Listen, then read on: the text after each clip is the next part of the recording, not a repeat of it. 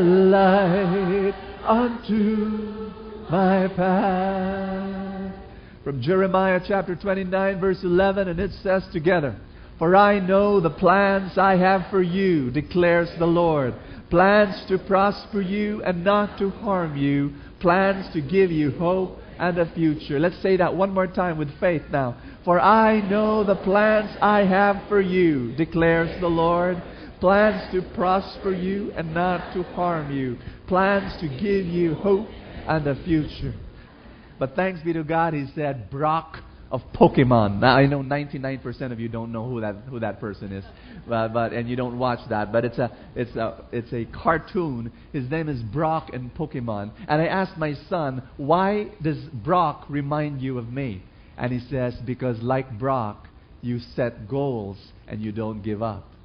And I nodded my head, and I said, thank you. And he also said, because he's chinky-eyed. No, because he said because he's a good mentor. But you know, the reason why I bring you every Sunday, not only to bring you closer to God, not only to bless you, but I want to teach you how to have dreams. How many of you believe that God has a purpose for your life? You believe in that? You're not an accident. You're not a blob that came out from the universe, that just came from a mist, and then you suddenly appeared. You believe that when God created you, He had an intention, He had a goal, He had a purpose for your life. Everybody say that. God has a purpose for my life. Do you want to know your purpose? Brothers and sisters, I'm a guy who likes to simplify things. When I teach, I simplify it to the barest minimum because I believe that's where the secret of success is. When you simplify things. If you want to discover your purpose in life, you do not have to read 103 books. You don't have to attend another 300 seminars. You don't have to go on top of a mountain and meditate in lotus position, meditating for the next 10 years, trying to think of how and what is your purpose in life. You don't have to do that. Ask me, how do I know my purpose in life? Just 2 simple questions. That's all. 2 simple questions. Ask yourself this. Number 1, what are my core gifts? And number 2, what is my passion in life? That's it. Brother Bo, napaka-simple naman yan. I think that's too simple. No, it's not. When God created you, He put core gifts in you, and it's for the purpose. You know, and when He created you with a passion to do something, let me tell you my story. I'm sure I've shared this already with you before.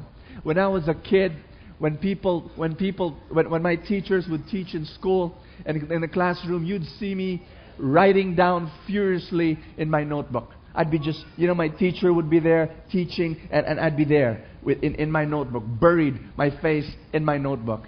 But I'm not taking down notes. I'm drawing.